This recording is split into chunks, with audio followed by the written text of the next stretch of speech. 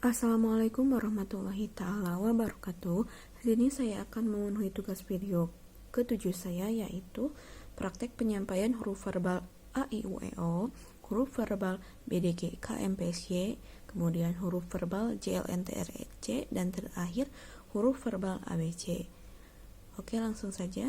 Contohnya, penyampaian huruf verbal A, I, U, E, O bisa kita sampaikan melalui sebuah lagu, yaitu Aku Suka Bimba A, I, U, E, O. Aku suka bimba A, I, U, E, O. Suka bimba A, I, U, E, O. Ayo kita coba panggil huruf A. Ayo kita coba panggil huruf U. Sekali lagi coba panggil huruf I. A, I, U, E, O. A, I, U, E, O. Nah, kemudian penyampaian huruf verbal BDG, K, M, P, S, Y bisa melalui sebuah lagu seperti B, D, G, tok, B, D, G, tok, K, M, P, S, Y, Y, B, D, G, tok, B, D, G, tok, K, M, P, S, Y, Y. Penyampaian selanjutnya, penyampaian huruf verbal J, L, N, T, R, C. J, L, N, T, R, C, la, la, la, la, la. J, L, N, T, R, C, sha, la, la, la, la. Nah, yang terakhir adalah penyampaian huruf verbal A, B, C.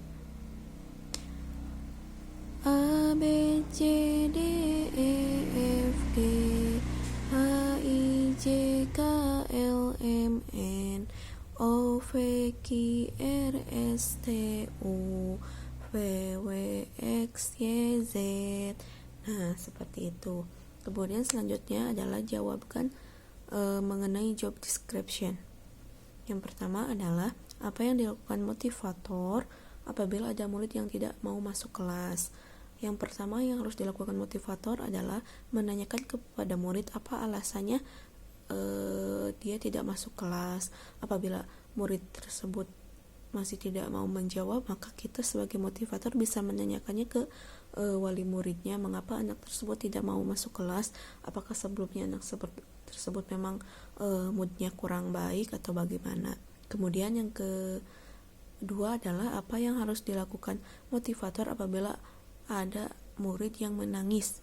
Yang pertama yang harus dilakukan motivator apabila ada murid yang menangis adalah menanyakan kepada murid apa alasan mengapa dia menangis. Kemudian kita bisa mengajak dia berdialog ringan tentang kesukaannya agar dia tangisannya itu bisa teralihkan. Nah, kemudian yang ketiga, apa yang dilakukan motivator apabila ada murid yang mengganggu murid lain. Nah, apabila ada murid yang mengganggu murid lain, kita bisa memberikan pengarahan kepada murid tersebut dengan bahasa-bahasa yang dapat dimengerti oleh anak agar dia mengetahui bahwa tindakannya itu tidak baik atau kurang baik. Kemudian kita bisa mengarahkan anak murid tersebut ke apa yang ia sukai, apa yang ia minati, agar kegiatannya itu teralihkan. Nah, yang keempat adalah apa yang harus dilakukan motivator apabila ada murid yang melamun. Apabila ada murid yang melamun, kita sebagai motivator yang pertama kali adalah menanyakannya dengan cara berdialog ringan. Mengapa dia melamun. Kemudian kita bisa mengajak dia berdialog tentang kesukaannya, apa yang dia sukai, apa yang dia minati, agar dia itu bisa teralihkan. Nah, kemudian yang selanjutnya yaitu apa saja tugas yang harus dilakukan motivator secara periodik setiap minggu. Yang harus dilakukan motivator secara periodik setiap minggu yaitu mengevaluasi murid, mengenai minat bacanya, apakah sudah meningkat atau belum dari hari-hari sebelumnya. Kemudian memeriksa modul-modul, apakah modul-modulnya itu sudah habis atau kan memerlukan modul-modul ke tahap selanjutnya, seperti itu. Kemudian selanjutnya yaitu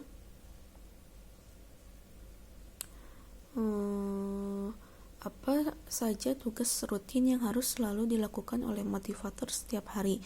Tugas rutin yang harus dilakukan oleh motivator setiap hari tentunya yang pertama adalah seorang motivator harus dapat wajib menciptakan suasana kelas yang menyenangkan atau suasana kelas yang fun learning. Kemudian yang kedua adalah seorang motivator harus menciptakan suasana kelas yang aman untuk anak.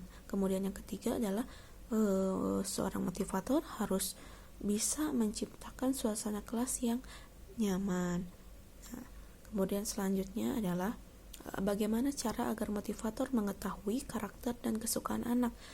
Caranya sangat mudah, yaitu dengan cara kita bisa mengajak anak untuk berdialog ringan, menanyakan apa yang ia sukai, apa yang ia minati. Terus kemudian hal yang paling mudah adalah kegiatan apa yang sering ia lakukan di rumah, atau tontonan apa yang sering ia tonton, apa yang sering ia dengar, apa yang sering ia lihat, seperti itu. Kemudian amati dan pelajari anak murid Bimba AYUEO Duafa yang telah diobservasi, kemudian jelaskan mengenai nama, usia, karakter, dan kesukaan masing-masing anak. Ada 4 murid Duafa yang saya amati. Yang pertama adalah namanya Taufikur Rahman Mugni. Dia usianya yaitu 5 tahun, kesukaannya itu sepeda, main mobil-mobilan, truk. Kemudian karakternya itu dia sedikit pendiam. Nah, yang kedua adalah namanya Jane Quinsa Azarin. Kesukaannya itu yaitu Little Pony, Barbie, Frozen. Kemudian karakternya itu, anaknya itu sangat semangat setiap mengikuti kegiatan di Bimba AYUEO. Kemudian yang ketiga yaitu Muhammad Lutfi. Usianya itu 6 tahun. Terus kesukaannya itu dia tuh memelihara beberapa kucing. Kemudian karakternya itu, anaknya itu sangatlah ceria dan bersemangat. Nah, yang terakhir yaitu yang keempat, namanya adalah Fadlun. Dia tuh kesukaannya tuh bermain. Jadi ketika di dalam kelas dia suka banget bermain, bahkan dia suka memberikan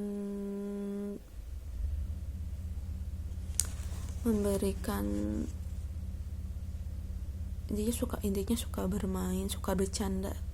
Nah, karakternya itu ceria, namun agak sedikit dewasa dalam berbicara. Nah, seperti itu jawaban description saya. Mohon maaf apabila banyak kesalahan. Wassalamualaikum warahmatullahi wabarakatuh.